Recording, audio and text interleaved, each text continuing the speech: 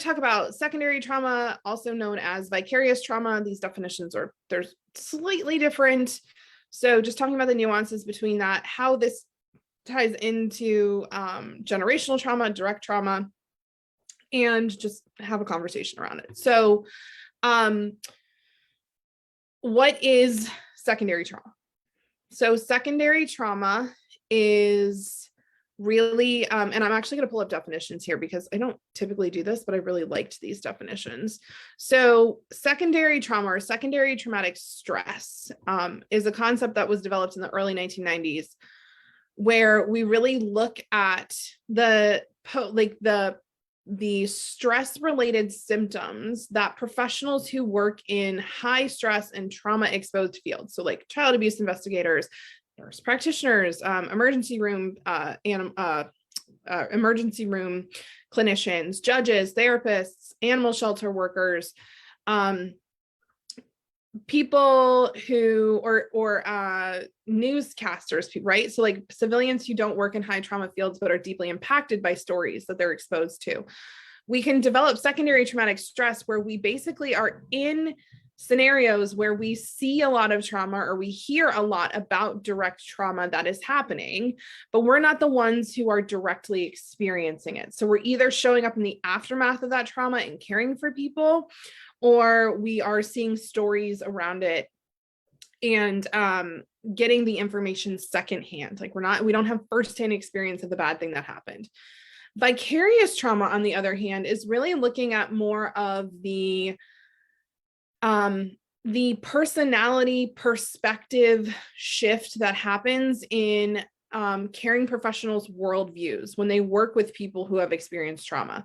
So as you start to really serve people who have gone through a lot of trauma, it changes your worldview on how the world works. And so this was something that was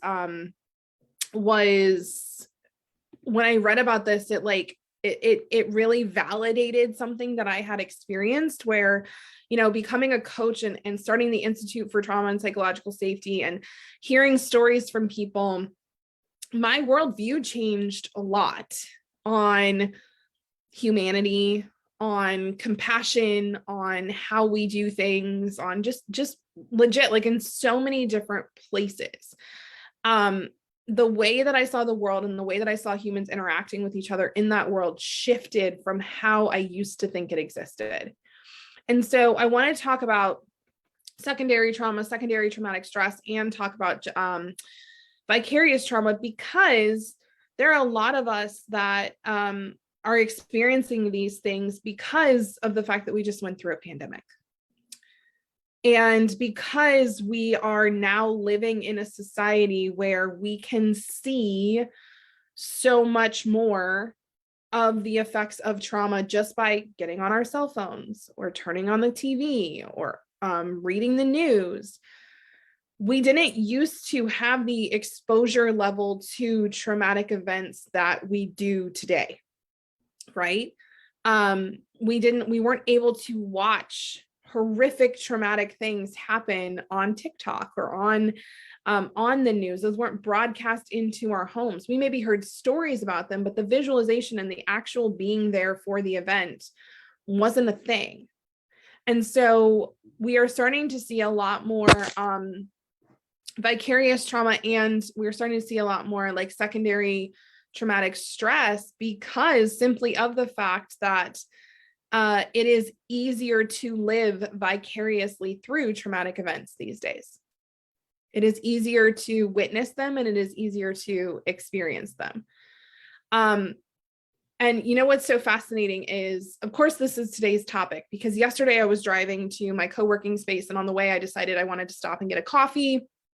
And so I turned the way that I normally do, and there was a car accident in front of me that didn't look that bad. But then and it was in the middle, so it was a 4-lane road, no median, and it was in the middle lane on the side, the direction I was driving.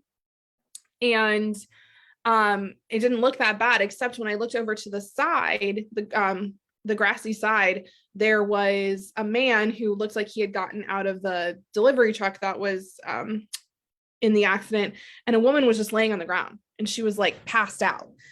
And of course, myself as an acute care nurse practitioner, like I started to pull over, and then I saw that the ambulance was literally turning the corner. And then I saw the 2 fire trucks up ahead, and I was like, okay, I do not need to stop and help here because there's already plenty of help. And also I would then be blocking all of the traffic. So I just kept driving. And what I noticed my nervous system do was go, don't process this. Don't have feelings around this. Don't process this. You have 9 hours of work today. I don't even know that I told my husband this happened when I got home. Don't process this. You can't do anything about it. You have no agency here. Like, so don't have feelings around it. Just keep going throughout your day. That's what I did. And today I was like, okay, actually, let me give myself some time to like think about the fact that that's messed up that I saw that. Like, I know that that is normal for me because I'm used to, as an acute care nurse practitioner and somebody who's been in critical care and been in the emergency department, I'm used to seeing bad things happen to people. I'm used to seeing people injured. I'm used to seeing people hurt. That doesn't mean that I'm not allowed to have feelings about what I saw. It doesn't mean I'm not allowed to process through what happened. And this is something that I think a lot of people who experience a good amount of vicarious trauma do. So if we are in caring professions, if we are helping professionals and we see trauma a lot, we start to change our worldview around the fact that like, well, trauma is just a thing. Pain is just a thing. Illness is just a thing. This is something that is to be expected. It's something that's going to happen. And so like, in order to not feel the magnanimity of this, like in order to not get swept up in my emotions around this, I'm going to just normalize the fact that like bad things happen to people and we can't control it. And it just is what it is. Right. Or, like actually start to even invalidate ourselves over having feelings and emotions around it. Because it's like, if you start to have a feelings and emotions around one patient or around one scenario, then that can open up the floodgate to having feelings and emotions around all of the other patients and all of the other scenarios. And there's too much here. So like, let's just not do that. So we start to actually change the way that we emotionally relate to our external experiences, both at work, and we start to change how we emotionally relate to scary or threatening or emotionally activating, threatening scenarios in other places as well. Because in order to be able to function and thrive in these places where we are helping people who have gone through trauma, there has to be kind of a dissociative thing that happens from how you're feeling. We have to be able to dissociate a little bit from our feelings when we are actively in threatening, emergent, traumatic situations in order to be able to help the people who are there in front of us. Or we think that we have to do that. That's what we're taught to do. We're taught to dissociate from our own feelings so we can take care of the person in front of us. And then when we're done, we can come back and feel our feelings. Except a lot of times nobody teaches us how to come back and feel our feelings. They don't teach us how to, once the traumatic thing is over, once I've taken care of this kiddo that has been abused, or once I've gotten this woman placed in a domestic violence shelter, or once I've gotten this person's blood pressure stabilized, then I can come and feel my feelings around everything that's happened here.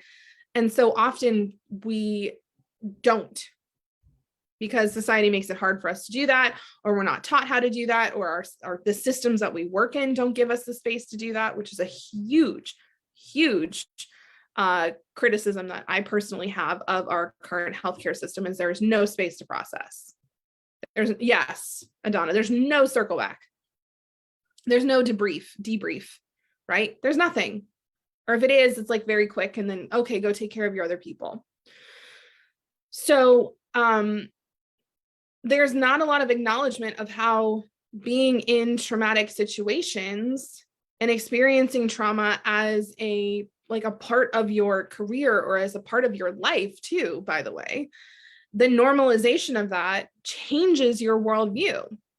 So an example of this is, and and y'all know that there's trigger warnings at the beginning of all of our talks, but I am recognizing I didn't say that at the beginning of this one for anyone who's new to the group. So just a trigger warning here, we're going to be talking about trauma, which can feel traumatic and can feel activating.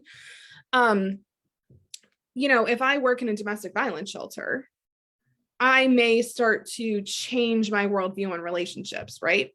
If I grow up in a home where mom has lots of boyfriends come through and none of them are particularly nice to me, and some of them are actually abusive towards me, I might develop a worldview around what healthy or normal relationships look like and how I am supposed to be treated by men, or how men are going to treat me. So the worldview that gets adopted through this, the witnessing of some trauma, right? Watching mom go through this, watching dad go, or caregiver go through these relationships, that's secondary trauma in a piece. And it's also got some direct trauma in there as well. So these things can get intertwined. And so direct trauma changes our worldview for sure, but so does secondary trauma. Secondary trauma changes our vicarious trauma, listening or experiencing or witnessing what somebody else has been through changes how we see the world. So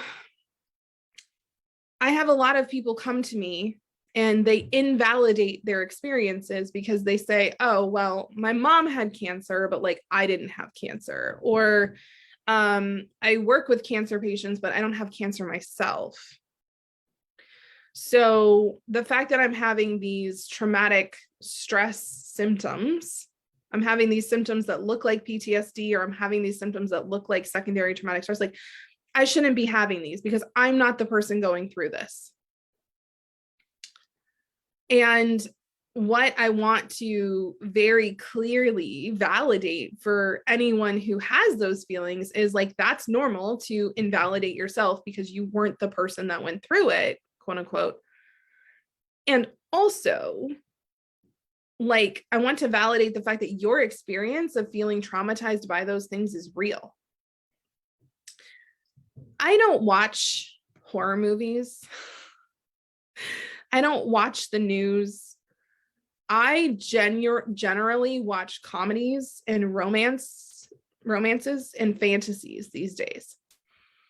I'm a big fan of a rom-com or a silly sitcom these days, because as somebody who experiences so much vicarious trauma, as somebody who it's my job to listen to the horrible things that people have been through and help them move through them.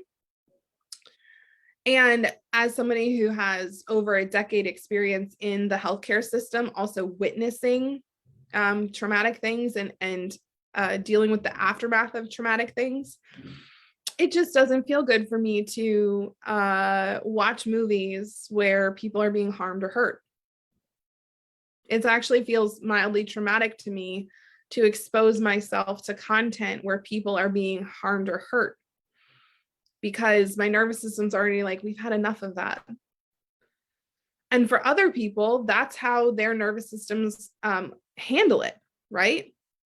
Well, my worldview is that this is a normal thing. And so it's easier for me, like it actually feels easy for me to watch this. It doesn't feel bad for me to participate in these things, because it feels good for my nervous system to be aroused by something externally instead of to be aroused by something internally, which I've had a lot of people say. I love horror movies, or I love thrillers, or I love crime, listening to crime podcasts, because I know when I listen to that, why I'm feeling the way that I'm feeling. Instead of feeling the way that I'm feeling for no good reason. And it's, again, not no good reason. That's a self-invalidation. It's, I've been through a lot, or I've seen a lot, and thinking about all of that unprocessed stuff that I've seen or witnessed or gone through doesn't feel good. So it feels better to go listen to this thing over here, to go watch this thing over here, and to have these feelings and to be able to emote or express myself in relation to this versus the stuff that I've actually been through. Yeah, Lisa, I stopped watching the news over 10 years ago. It gives me so much unease even hearing when my husband watches it. Absolutely. My husband will come to me and he's like, do you want to know what happened in the news today? And I'm like, absolutely not. Does it directly affect how I show up? No. Or am I going to read it about it from a am I going to read it about it on Facebook, or is it going to pop up in a source? And so do tell me, but like give me the bare minimum so I know to like actually avoid social media, or I know if I see something like what's going on. Yeah, so sometimes we see people who have vicarious trauma or who have secondary traumatic stress. They'll be drawn to what they're used to experiencing, and we call that trauma reenactment. And we have a live it's a podcast episode, and we have a live in here on trauma reenactment, where you keep putting yourself in scenarios where you experienced direct trauma before in an attempt to fix the scenario. So if you were in a disempowered state when you went through a traumatic event before and you weren't able to solve it, you weren't able to prevent it or fix it, then a lot of times we will go into careers or into relationships or into scenarios where we can reenact what happened and hopefully like have the hero journey where we solve it or fix it or change the ending to the story. So many people who go into helping and caring professions are doing so out of a place of trauma reenactment, which isn't necessarily a bad thing, as long as we know that's what we're doing.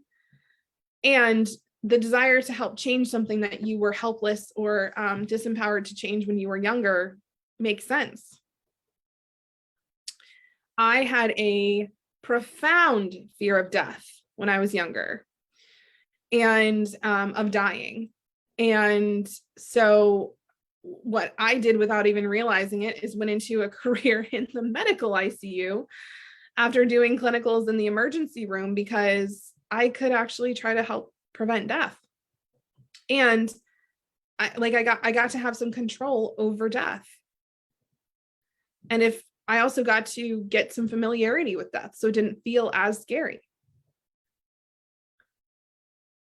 So that was both a healing thing and a trauma reenactment thing of I'm going to try to control something that I can't really control, but also I'm going to get familiarity with, oh, wow, you know what? I'm around people who sometimes die pretty traumatically, and it doesn't have to be as scary as I've made it my whole life.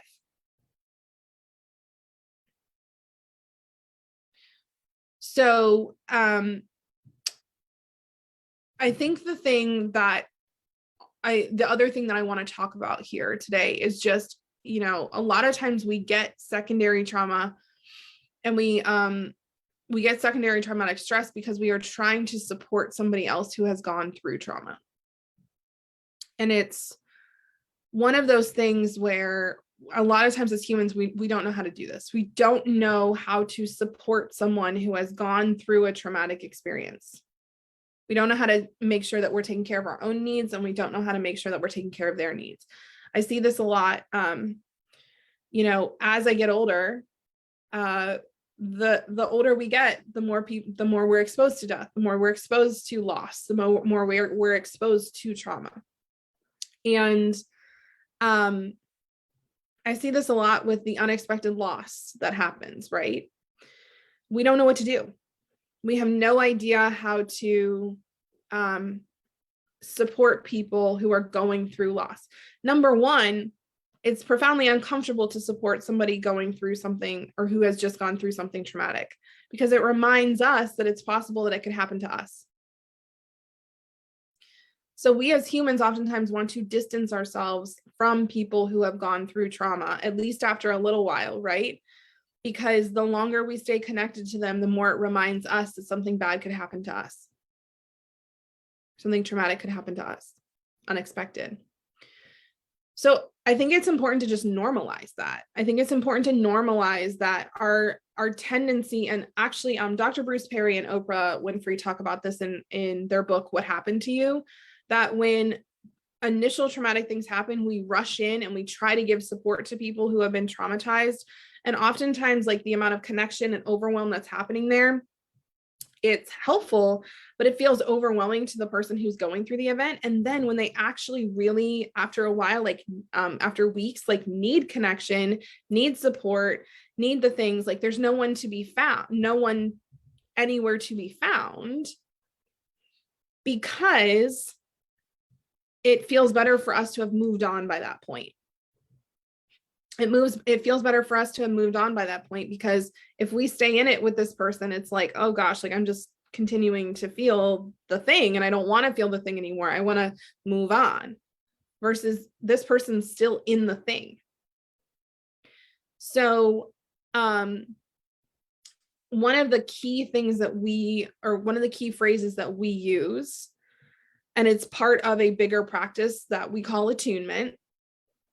One of the key things that we use whenever anyone is suffering, whenever anyone is having pain, whenever anyone is going through something that feels hard or activating for them, is like witnessing you. We just simply witnessing somebody in what they are going through is huge. It's huge. Being able to validate somebody in their experience and be like, you know what? I don't know what to say. I just want to witness you. Like, I want to witness how messed up this is. I want to witness how sad this is. I want to witness how unfair this is. I want to witness you in what you are feeling. And I want to give you a space to feel what you are feeling with acceptance. And I want to give you my undivided attention. I want to just be here with you. I want you to know that you're not alone.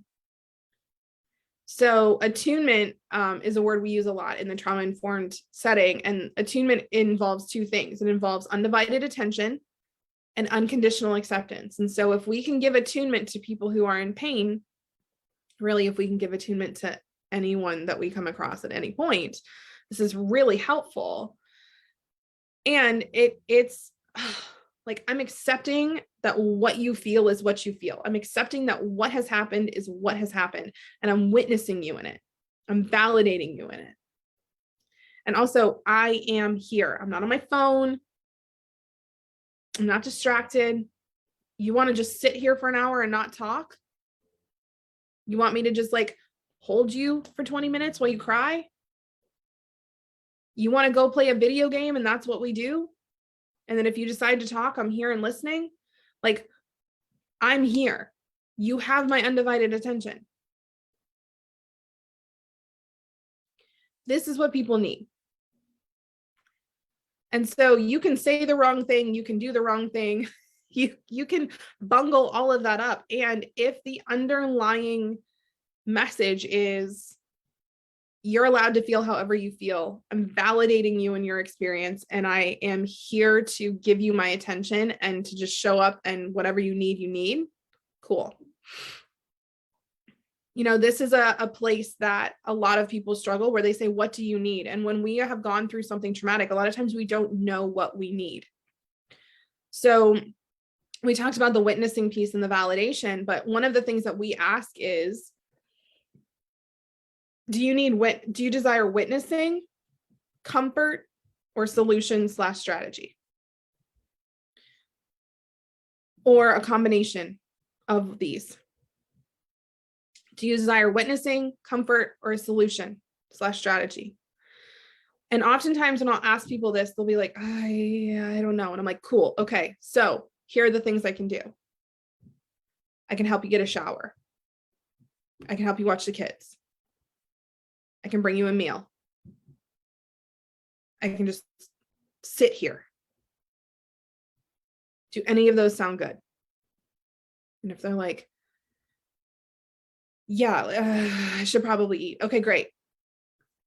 I'm going to order this. Does that sound good? Not what do you want to eat?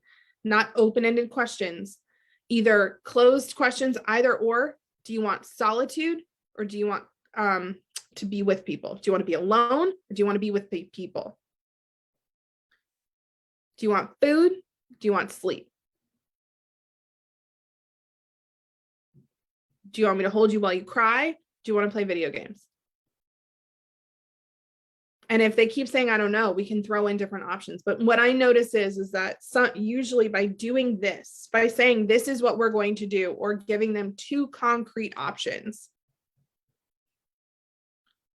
it's in that state of overwhelm, in that state of dissociation, in that state of, I don't even know what's happening. It makes it a lot easier for the brain to make a choice. And if they can't make a choice, I just normally say, this is what I'm going to do. Is that okay? And if they, most of the time they're like, yeah, right. If I come over and I'm looking at this person and their baby is crying and the laundry's not done and there's dishes in the sink, I'm going to say, here's what I'm going to do. Give me the baby carrier. I'm going to go do the dishes. I'm going to throw a little laundry in. I'm going to change the baby. I'm going to take care of these things. Like, does that sound good? They're like, yeah, I don't want you. No, like, is that helpful? Yes. Okay, cool.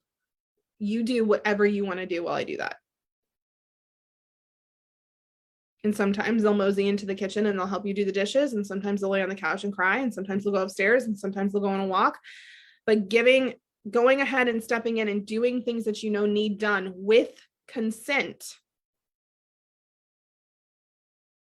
That with consent piece is huge. Like, this is what people need when they are in that state. And yes, Adana, the whole too many people at the house on the day of the funeral, but no one there after all the flowers die. Continuing to check in on those humans, knowing that after everyone else is left is when they're probably going to need somebody the most, is big. And also understanding for yourself too, because this is a big thing. As somebody who often stepped up or would go into taking care of everyone else mode when something bad happened, I was the human that oftentimes needed, like, once everyone else was okay, then it was okay for me to fall apart. Once everyone else is fine, once everyone else is handled, once everything else is taken care of, then it's okay for me to fall apart. The problem with that is that everyone else has been taken care of and they're better. And now they're like, okay, well, like, why are you not better?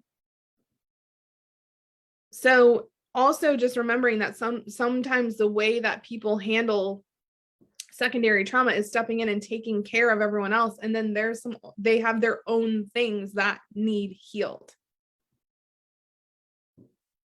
They have their own needs that haven't been met.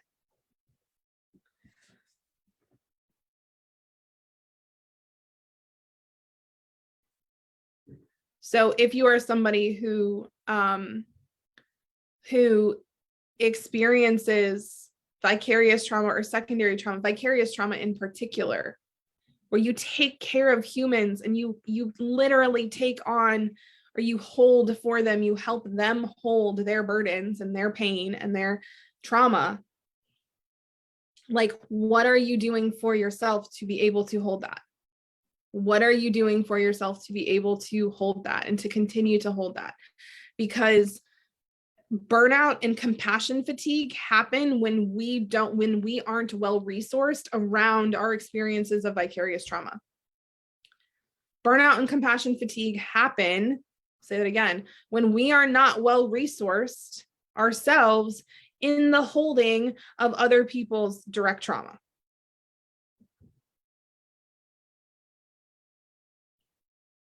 So one of the things I did when I started the Institute was I went to a dear friend who's a grief coach. And I said, hey, I need to hire you if you'll take me. And here's what I need. I need a place, and I didn't say this at the time, but this is what we call it now. I need a place to compost.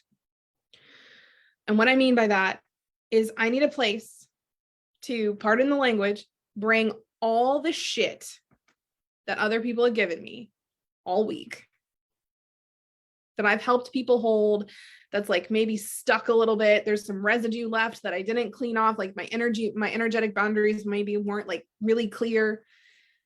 I need a place to come and give you to place down in front of you all of the shit that I have heard and learned and held space for and witnessed and validated and reframed and coached through. And I need to be able to just it out. Not even necessarily like I'm not violating confidentiality or I'm not sharing even necessarily what's happened, but all of my feelings, all of my stuff around this. And then I need to be able to alchemize that into like purpose. I need to be able to get it out and make it mean something so that I can keep doing this. And this is something that I see so few caring providers do. They don't have a space. They are the people who hold things for other people, and then they don't have a space where they're allowed to like throw their hands up in the air and give their stuff to somebody else. We're not taught how to do this. I fully believe my capacity to hold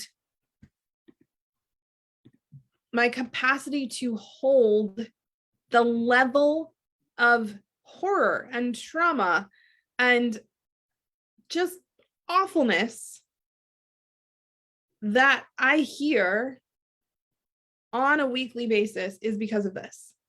And this is something that I didn't do when I was a nurse practitioner, and it would leak out in all these other places. And I numbed and dissociated a lot into alcohol and into TV and into, extreme productivity, keeping myself busy all the time, because if I'd stopped, then I'd start thinking.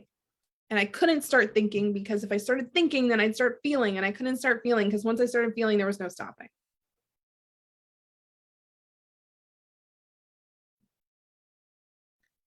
So this is something that that we at the Institute provide for a lot of people, is we provide this composting space. This is what we do, is we're like, come in here and come feel your feelings and experience what's going on, and like actually have this space where you can dump your stuff out, and we'll help sort it out and make sense of it and figure out what goes to recycling and figure out what goes to landfill and figure out what we can compost and turn into goodness. Like that, in my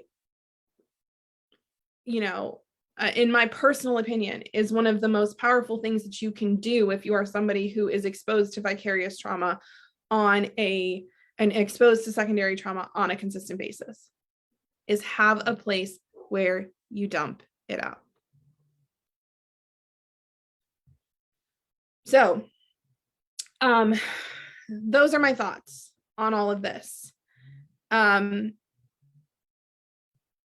So just to kind of summarize, right? If you are somebody who experiences a lot of vicarious trauma, really having a place where you can come in and reframe what's going on, where you can compost, where you can be supported, where you can dump out the stuff, huge. 2 is if you are somebody who has a lot of secondary traumatic stress around news, social media, your job, all of the places, like looking at the sources of this secondary trauma, can you decrease them? Do you need to be on social media as much as you are? Do you need to be watching the news? Do we need to be doing these things that cause trauma, right? And 3, if you are experiencing secondary trauma and you really want to support the person going through the direct trauma, can we create a space where you act in attunement with them, where you witness and validate them in what they're going through, and you offer to help in whatever way you can do that feels good for you to do? And can you take more of the need to ask for what they need out and say, hey, this is what I'm going to do. Is that cool?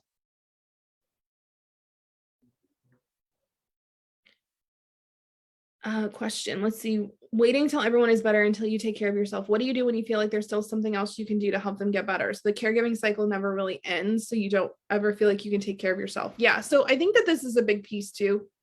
And I'm glad you're saying this, because some of y'all do have that caregiving that like I have to help no matter what, even if they don't ask, right? I don't do what I just said to you for everyone, right? I don't go up to strangers who have gone through something traumatic and say, how can I support you? Or, you know, this is how I'm going to support you, right? I always feel into what is my capacity and what is my duty in terms of support here, right? If I have a client who's paying me a lot of money to do this for them, my capacity and my duty for support is much different than a random stranger popping in my inbox and saying, oh my gosh, I just went through all of these traumatic things, right? Which I have happened a lot. So feeling into what is my capacity and what is my duty, right? What is my desire here? It is not my job, even as the CEO of a trauma institute, to help everyone through their trauma, to support everyone through their trauma. That's not my job. My job is to help the people that I have the capacity and the duty and the desire to help, or so I should say, help the people that I have the capacity and the duty to help in a way that feels good for me. And I know that that might sound counterintuitive, that might sound selfish, that might sound, some of y'all might be like, okay, I'm not going to work with Lee because if that's the way she looks at things. And this is how I make sure that I don't get compassion fatigue, because I've been there trying to help anybody and everybody. This is the way that I don't experience burnout, by working 80-hour weeks and then being sick for a while. Asking myself, what is my capacity and what is my duty, and how do I do this in a way that feels good for me, is the way that I can serve the most people. And if somebody continues to expect me to care for them, and we are not in a relationship where I have the duty to care for them, or I don't, and it does not feel good, that I can't find a way that feels good for me to take care of them, and I don't have the capacity to take care of them, then I'm not taking care of them.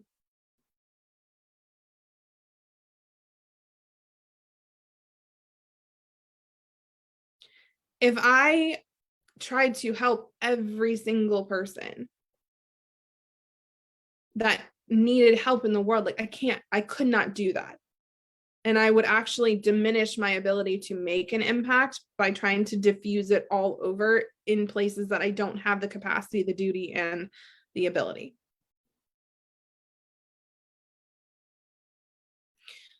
What if after losing a spouse, somebody is numbing, drinking a lot, crawling around on the floor, asking for death to join in? What can I do or say for her? Honestly, you know, I think that again, it's a nuanced situation without having a lot more of the information. Is, I think, meeting people where they're at, there's something to be said for that, right? What I hear from that, what I'm hearing is that person is still experiencing a profound amount of grief. And so witnessing and validating that profound amount of grief is huge. I know you said it's 18 months ago, but one of the things that we say in the trauma world is, as long as somebody is not hurting or harming themselves or others, like actively hurting or harming themselves or others, whatever somebody does in the first 12 months after losing, like a profound loss, is considered healing, right? So if somebody decides they want to throw themselves into their work, if somebody decides that they want to quit their job and go hike in the wilderness, if somebody decides that they want to have, and honestly, this is one of those nuanced places, like we'd have to define a lot of wine. Are they doing dangerous things while they're drinking? Right? Are they doing dangerous things while they're drinking? If they're drinking and crying, okay.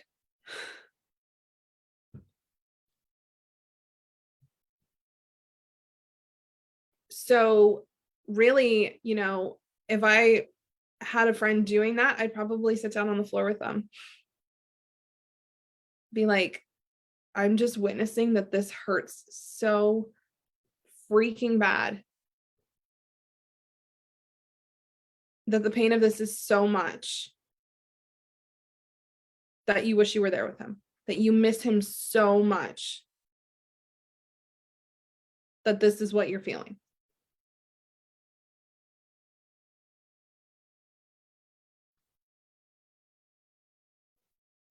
Most of the time, even just validating that those feelings are okay, not with the goal to shift people out of them, but just with the goal for people to feel seen and heard, will sometimes shift people out of that. It's okay for me to feel this sad. It's okay for me to feel this much grief. It's okay for me to hurt this much.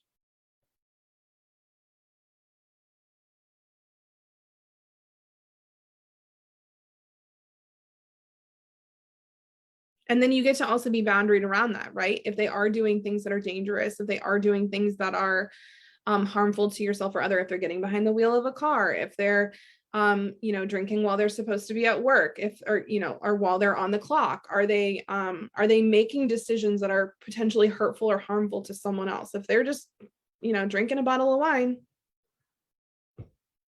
and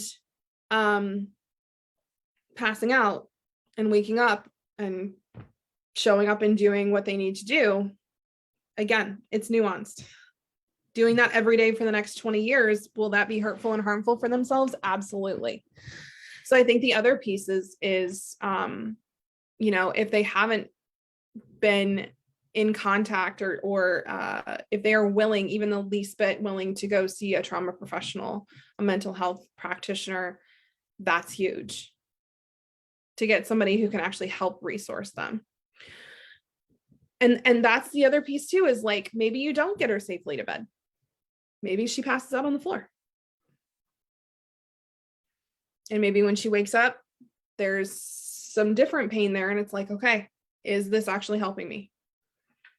Does this feel good?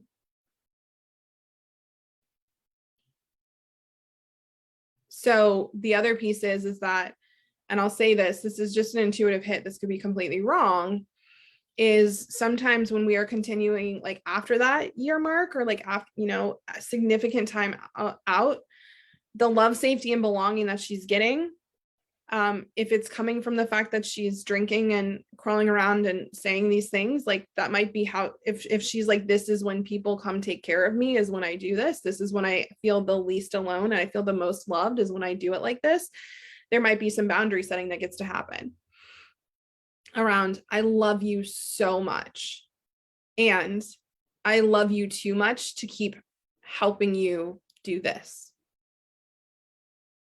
because this isn't good for me to continue to keep coming over here and helping you. And the last thing that I want to do is create a situation where I'm feeling resentful or upset with you when you're simply trying to get your needs met. So I'm wondering if there's a way that we can both get our needs met. You can get your needs met around love and safety and belonging, and I don't have to put you to bed every night.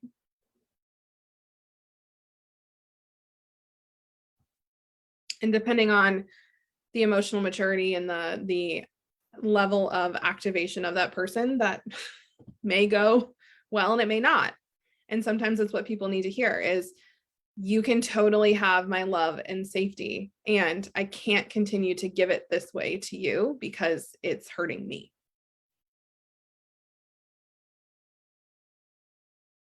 That's a huge conversation around boundaries, which we've also talked about in here. And we have a boundary talk in all of our courses. So we have boundary talk in entrepreneurship. We have boundary talk in our relationship course. We'll have one in our parenting course for sure. We'll have one in our provider course. We have it in our 9-month certification. So we have boundary talks in all of the programming that we provide at the Institute because they are that important. So might be something to check out.